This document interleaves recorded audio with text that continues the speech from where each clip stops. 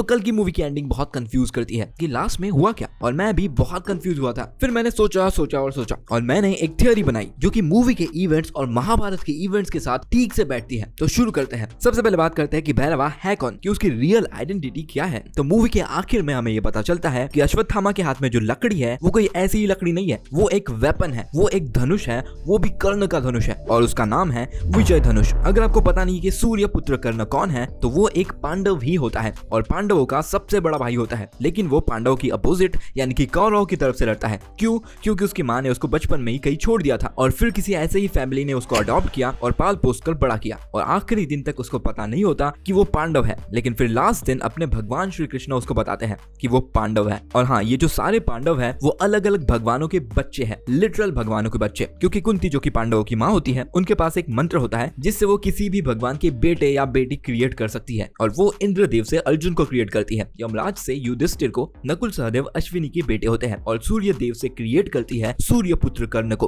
और हाँ, बचपन से ही कर्ण के पास एक कवच होता है जो कि उसको इम्पेनिट्रेबल और इनविंसिबल बनाता है और किसी भी वेपन का इस कवच पर कुछ भी असर नहीं होता। तो अश्वत्थामा मूवी के लास्ट में बोलते हैं कि जो कर्ण का वेपन है उसे बस कर्ण ही यूज कर सकता है उसके फुल पोटेंशियल पर, जिसका नाम था विजय धनुष। तो वो वेपन ग्लो करने लगता है और उस वेपन को भैरवा यूज करने लग जाता है, जो कि ये बताता है कि भैरवा किसी न किसी तरह से रिलेटेड है सूर्य पुत्र कर्ण से। अब वो कैसे है उसके ऊपर मैं आगे बात करता हूँ। ऊपर से हमें जो फ्लैशबैक दिखाया जाता है महाभारत का, वहाँ भी प्रभास ही सूर्य पुत्र कर्ण का रोल प्ले करता है, जो कि अगेन ये बताता है कि इन दो कैरेक्टर्स के बीच में कुछ ना कुछ तो कनेक्शन है। लेकिन भैरवा कर्ण है ये इम्पॉसिबल है, ये हो ही नहीं सकता, ऐसा मुझे लगता है अगेन, क्योंकि अश्वत्थामा की तरह कर्ण इमॉर्टल नहीं था और ऊपर से कर्ण मारा गया था अर्जुन के हाथों महाभारत के वॉर में। तो फिर वो वापस कैसे आएगा? चलो अगर मान भी लेते हैं कि कर्ण वापस आ गया मर के, लेकिन फिर हमें भैरवा की बैक स्टोरी दिखाई जाती है जहाँ की वो लिटरल बच्चा होता है। फिर अगर वो कर्ण होता तो फिर वो बच्चा तो नहीं बनता, सिंपल। तो इसीलिए आई थिंक कि कर्ण और भैरवा अलग अलग इंसान है, लेकिन इनमें कोई न कोई कनेक्शन है। तो जैसे कि मैंने कहा, मुझे लगता है कि भैरवा कर्ण नहीं है, लेकिन मुझे क्या लगता है वो मैं आपको बताता हूँ। पहली बात तो जैसे कि मैंने लास्ट वीडियो में कहा था कि भैरवा कोई नॉर्मल इंसान नहीं है। जैसे वो अश्वत्थामा के पंचेस और किक्स को लेता है, वो कोई नॉर्मल ह्यूमन नहीं हो सकता। ऊपर से वो अश्वत्थामा के साथ लड़ता है और उसको कुछ भी नहीं होता, लिटरल उसको एक खरोच तक नहीं आती। और ये हमने मूवी के लास्ट सीन में भी देखा, जब अश्वत्थामा उसको इतना जोर से पंच मारता है लेकिन उसको कुछ नहीं होता, वो बस बेहोश हो जाता है, लेकिन खून की एक बूंद तक नहीं निकलती। अगर आपने खून की बूंद देखी होगी तो मुझे बताना। और पिछले वीडियो में मैंने इसका रीजन बताया था कि हो सकता है कि ये जो सूट है इसमें ही कुछ ऐसी टेक्नोलॉजी है जिससे कि वो उसके पंचेस को रोक पा रहा है। और मैंने कहा था कि ये सूट किसी के पास नहीं है और हो सकता है कि ये सूट सूर्यपुत्र कर्ण का कवच हो, लेकिन अभी हमें ये सीधा बताया गया है कि ये जो बंदा है वो सूर्यपुत्र कर्ण से रिलेटेड है। तो अभी आई थिंक कि ये सूट हमें ये बताने के लिए था कि ये जो कैरेक्टर है वो सूर्यपुत्र कर्ण से रिलेटेड है, तो कर्ण से पैरेलल करने के लिए आई थिंक ये सूट डाला गया था। अभी ये एक्चुअल में कर्ण का कवच है या नहीं, इसके चांसेस 50-50 है, जो कि हमको आने वाले मूवीज में पता चलेगा। अभी आते हैं भैरवा है कौन पर। तो अगेन ये एक वाइल्ड थियरी है। मुझे लगता है कि महाभारत में अर्जुन ने कर्ण को मार दिया था और वो मर गया था, लेकिन ये जो भैरवा है वो रीइंकार्नेशन है कर्ण का, यानी कि कर्ण का दूसरा जन्म है, मुझे ऐसा लगता है। क्योंकि जब भैरवा कर्ण के वेपन को छूता है वो ग्लो करने लग जाता है, जिसका मतलब ये है कि डेफिनेटली ये कैरेक्टर कर्ण से रिलेटेड है और वो वेपन बस कर्ण ही यूज कर सकता है, ठीक जैसे थॉर अपने हैमर को यूज कर सकता है। और इवन अश्वत्थामा भैरवा को कर्ण बोलते हैं और डेफिनेटली अश्वत्थामा कोई ऐसे इंसान नहीं है, उनको बहुत सारी बातें पता है, बहुत एक्सपीरियंस है उनको, और इसीलिए उन्होंने भैरवा को कर्ण बोला।